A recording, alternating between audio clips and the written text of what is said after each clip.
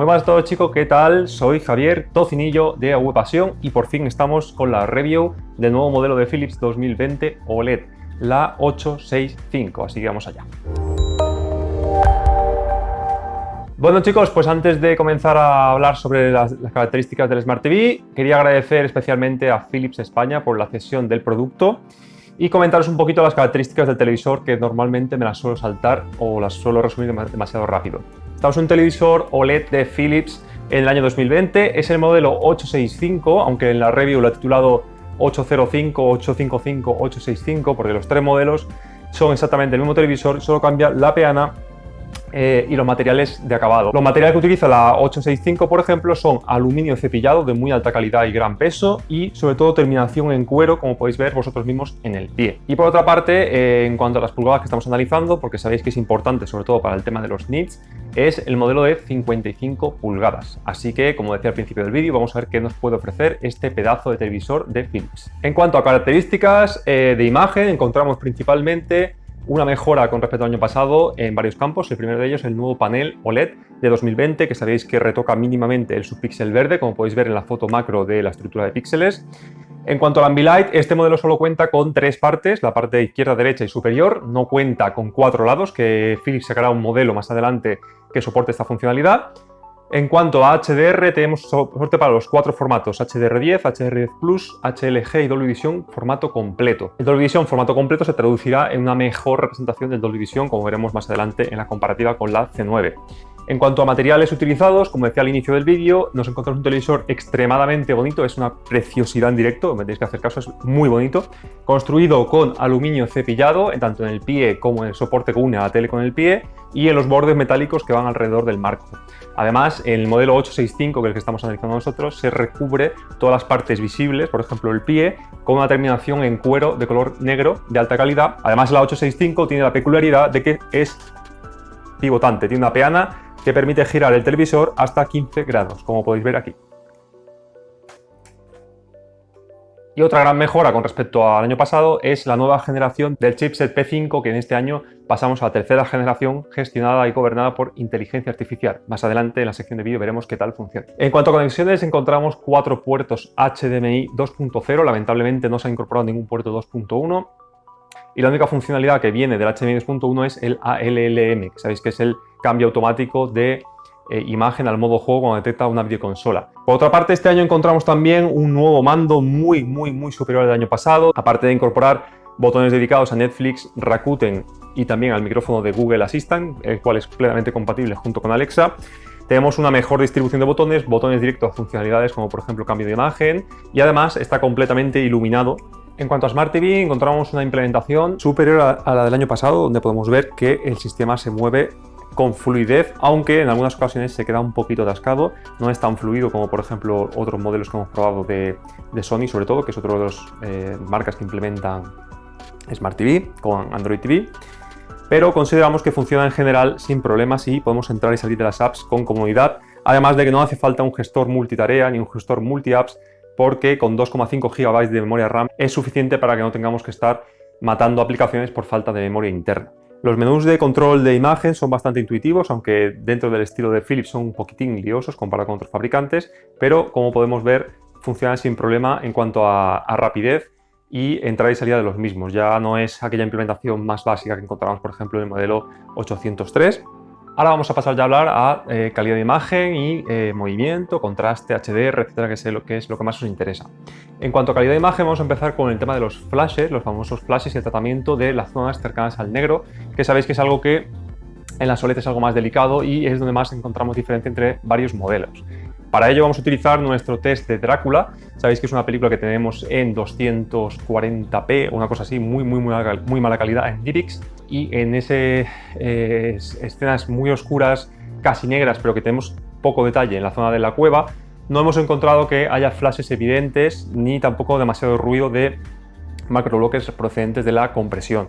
Es posible que en alguna escena muy comprimida de servicios bajo demanda como HBO o Netflix sí podamos encontrar ese tipo de problema, pero en el uso general del día a día Este tipo de problemas ya vienen solucionados de 2018-2019 y si encontramos alguna escena muy puntual donde pase va a ser algo tan excepcional que no creo que encontremos que moleste en el visionado. Por otra parte, este año estrenamos también una nueva tecnología en Philips, como decíamos al principio del vídeo, gobernada por inteligencia artificial. Es una tecnología que ya vengo diciendo que es muy interesante, que implementó Sony en sus primeros modelos, luego LG y este año lo estrena también Philips. Solo falta Panasonic y Samsung por meterla, donde la tecnología analiza los píxeles adyacentes unos a otros y detecta si hay demasiado cambio en colometría, en croma, y lo que hace aplicar es un pequeño filtro de contorno, de forma que la transición entre un píxel y otro sea más suave.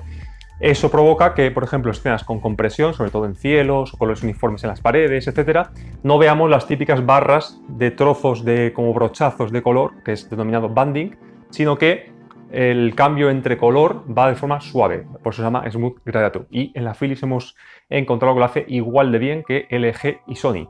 Como comentábamos, la inteligencia artificial por defecto está activada en todos los modos de imagen y no se puede desactivar de ninguna forma. La tele puede ir aprendiendo sobre la marcha, porque esa base de datos va actualizando, y reconocer los objetos que va mostrando en la imagen. Por ejemplo, si es una medusa, si es una cara, si es un coche, cualquier cosa, para procesarla y escalarla de mejor forma. Además, también Philips es una de las marcas que apuesta por Filmmaker Mode, aunque no se llame así, se llama modo cine. Y de hecho tiene una opción en los ajustes de Android, en ajustes de imagen de la tele, que se puede activar de forma automática. Con esa base de datos que hemos explicado antes, gobernada por la inteligencia artificial a través del chipset P5 de tercera generación, lo que hace la tele es, cuando detecta que estamos en un contenido 24p, es decir, películas o series, activa automáticamente el modo de imagen cine. En cuanto a colometría, después de la calibración, se ha quedado muy bien, un delta error medio rondando el 1,3 aproximadamente. Y de delta error puntuales hemos encontrado 5 o 6 colores que pasan del 3,5, 3,6. Por lo tanto, estaríamos hablando de un color un poco por debajo de la competencia que tras la calibración se queda perfecta. Bueno, llegamos al tema del movimiento antes de pasar ya a temas de escalado y procesado de imagen. Y es por fin una muy buena noticia para nosotros anunciar que tenemos, después de 3 o 4 años de insistir a Philips, varios de los que nos encargamos de analizar televisores, de introducir un modo de interpolación que no sea tan agresivo, ya que encontrábamos que entre el mínimo, medio y máximo, que son los 3 niveles que dejaba Philips, eran todos extremadamente agresivos y la tele parecía que iba a 120 frames por segundo. Han introducido 2 modos de interpolación nuevos, uno de ellos el llamado puro cine, que no es un interpolador en sí, simplemente aplica el pull down 5.5. El pull down 5.5 significa que si cogemos una película o una serie que está grabada a 24 frames por segundo y lo multiplicamos por 5, nos da la tasa de refresco nativo del panel, que son 120 Hz, evitando así el efecto Joule. ¿Qué pasa con la interpolación? Como decíamos, era demasiado agresivo incluso al mínimo, pues este año han introducido el modo cine. El modo cine equivaldría, para que os hagáis una idea, más o menos a un interpolador 2 o 3 de niveles sobre 10 de la LG o 2 de la Panasonic. También hemos encontrado que ha mejorado el tema de artefactos, ya no tenemos tantos artefactos o ruido digital alrededor de los objetos cuando se mueve, y también supongo que será gracias a esa reducción de la intensidad del interpolador en el modo cine. Total y absolutamente recomendable poner el televisor en ese modo si queréis disfrutar de una experiencia más cinematográfica. Por otra parte, este año el resto de marcas han apostado por un Black Frame Insertion, que se trata de intercalar un frame negro dentro de cada frame original para suavizar así la transición tan dura del sampling and hold de los frames que presenta el panel OLED, pero Philips no es partidaria de esta tecnología y no ha introducido ese Black Frame Insertion. Podréis ver que el interpolador de Philips es de los mejores en cuanto al aumento de líneas de resolución. Incluso a niveles mínimos, insisto, en el modo cine, que es el que menos crea artefactos y menos efecto telenovela crea, ya notamos que la resolución aumenta de las 350, que es la base sin interpolador en los paneles OLED, hasta aproximadamente 700, 800 líneas, como podéis ver vosotros mismos. Así llegamos a la parte de imagen de procesamiento del P5 tercera generación gobernado por inteligencia artificial de Philips. Sabéis que los televisores, al ser resolución 4K, tienen que escalar todo el material que no sea nativo, es decir, todo el material que no sea 4K lo tienen que escalar, y cada marca apuesta por su forma de hacerlo. Panasonic sería, digamos, la más cinéfila, LG sería una mezcla entre todas, Sony sería la que, en mi opinión, tiene mejor escalado, porque es un respeto completo a la intención del director y una nitidez extremadamente pura, una nitidez increíble, pero en Philips apuestan por un tipo de escalado distinto, ¿vale? Si hacemos caso a los patrones, que no voy a poner aquí para no aburriros, es ligeramente peor al resto, dado que encontramos que, por ejemplo, hay una especie de yagis o dientes de sierra en las partes de los bordes de los objetos en resoluciones SD, pero el escalado que hace Philips es diferente, entonces o lo amas o lo odias. Es un escalado que es muy nítido, de hecho tiene un proceso de nitidez interno ya preaplicado que no podemos desactivar, Lo cual quiere decir que con la nitidez a 0 este panel es más nítido que el resto porque ya tiene preaplicado varios niveles de nitidez adicionales, cosa que hará que, como digo, améis o odiéis. Los perfiles de los objetos son extremadamente nítidos, cuanto más os acercáis, más nítidos son. Y una curiosidad es que Philips apuesta por una especie de nitidez doble campo, que yo lo llamo, que es que tanto la primera capa que vemos en primera instancia de los objetos es muy nítida, pero la trasera también lo es, por lo tanto se crea una especie de efecto 3D. Normalmente los televisores, cuando hacen un escalado, escalan los objetos que vemos en primer plano, pero los traseros se ven un poco difuminados porque la intención artística así lo requiere. Sin embargo, en Philips pasa lo contrario. Tenemos el objeto primario en primer plano completamente enfocado y nítido, pero el trasero también, de forma que los dos campos son tan nítidos que nos crea una especie de efecto 3D o como si estuviésemos mirando por una ventana. Nos parece que podemos casi tocarlo.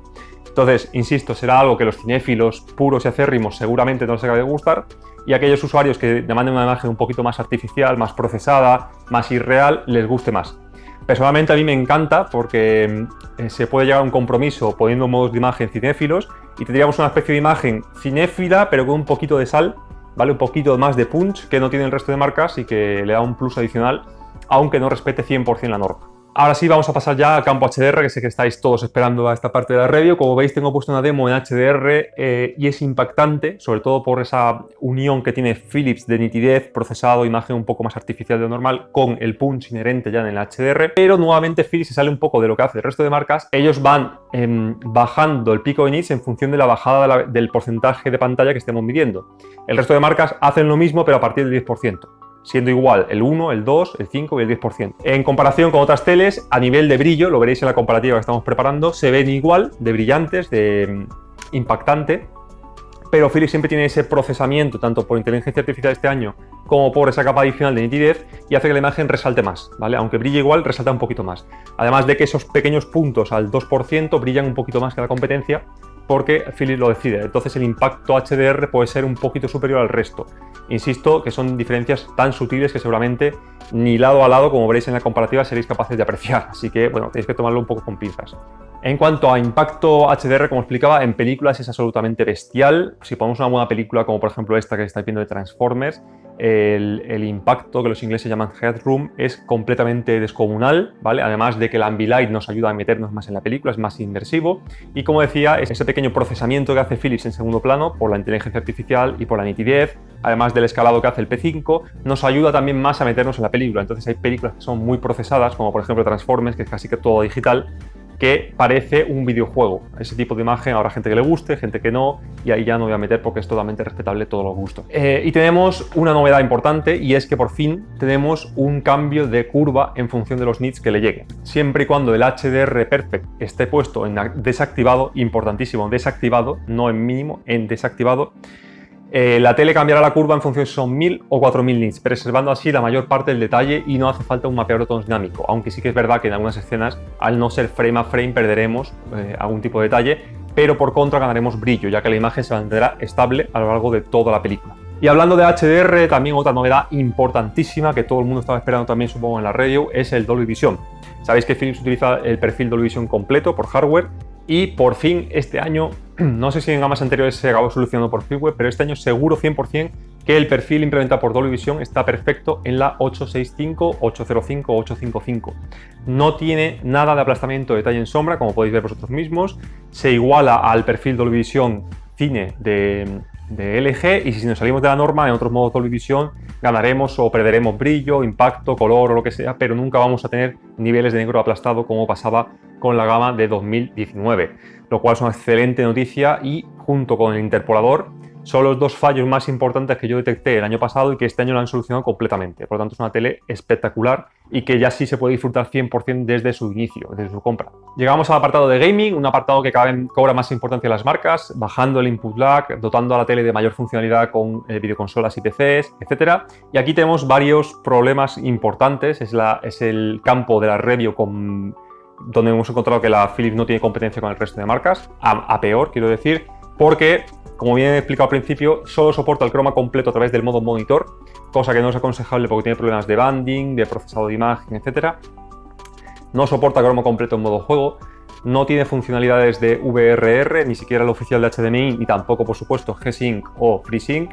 Además que el input lag es dentro de las gamas tope de las 4 grandes marcas que venden en la actualidad, la peor de todas, con 33 milisegundos de input lag. Lleva anclado en ese valor desde 2017, seguramente porque el Ambilight requiere un mínimo de latencia, pero podrían poner un modo de imagen sin Ambilight y con un input lag más relajado, para aquellos que quieran disfrutar de una mejor experiencia con videojuegos. Bueno, ya llegamos a las conclusiones, espero que os haya hecho amena la review y en cuanto a conclusiones estamos ante un pedazo de televisor OLED que veremos en las comparativas cómo está parado con respecto a la competencia y que no tengo ningún tipo de objeción en recomendarla para gente que le guste la imagen cinéfila, pero un poquito pasado de la norma, ¿vale? Tanto en color, como he explicado con los errores del terror, como en procesamiento de imagen, con esa capa adicional de nitidez que añade el Philips de hace generaciones, además de ese nuevo algoritmo de inteligencia artificial que lo gobierna todo.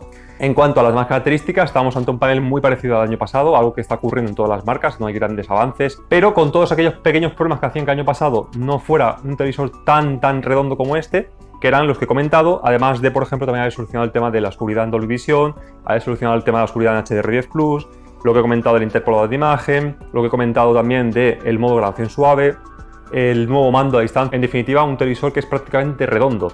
Todo eso serían sus puntos positivos, ¿vale? Además de, como he dicho, un diseño que es que se te cae la baba cuando la ves, por lo menos la 865. Los pequeños inconvenientes que sigue teniendo un input lag son sobre todo de gaming. Un input lag demasiado alto para la actualidad, 33 milisegundos, se juega muy bien, pero si lo ponemos en comparativa con el resto de teles, pues está un poquito por encima. Lo más importante, no tenemos HDMI 2.1, tampoco tenemos ninguna funcionalidad del 2.1, ni EARC, ni tampoco tenemos modo 4K 120 Hz, tampoco tenemos VRR, ni G-Sync, ni FreeSync Premium, ni ninguna de sus funcionalidades más allá del ALLM, que es aquella funcionalidad que cambia automáticamente de modo juego. Tampoco permite Chroma 444 más allá del modo monitor. Y en definitiva es una tele que seguramente aquellos que jugáis de forma casual os satisfaga sin ningún problema, pero aquellos que demanden algo más en el campo del gaming se les quede un poquito corta. En cuanto a conclusiones generales, pues como digo, un televisor muy recomendable. Aquellos que os digan que es mejor la otra, no sé cuánto, pueden tener razón o no, pero desde luego este televisor nadie va a poder decir que no tenga una calidad de imagen soberbia y completamente recomendable desde Agulpasión. Si queréis más detalles, esperad unos días, una semana, para que veáis publicada el análisis escrito, donde encontraréis toda la documentación, datos técnicos, mediciones, etcétera, de forma más detallada. Y como siempre, muchísimas gracias a Philips España por la cesión del producto cada año. Desde aquí estamos muy agradecidos a ellos por su colaboración. Y por supuesto, muchísimas gracias a todos los que nos estáis siguiendo en redes, comunidad de YouTube, foros, portal de Agulpasión, etcétera, que cada vez estamos haciendo una comunidad más agradable, más grande, con más información y que en definitiva el proyecto se trataba cuando se inició de eso. Así que una vez más, muchísimas gracias. De nuevo, muchísimas gracias a todos por vuestra visita y nos vemos en el próximo vídeo.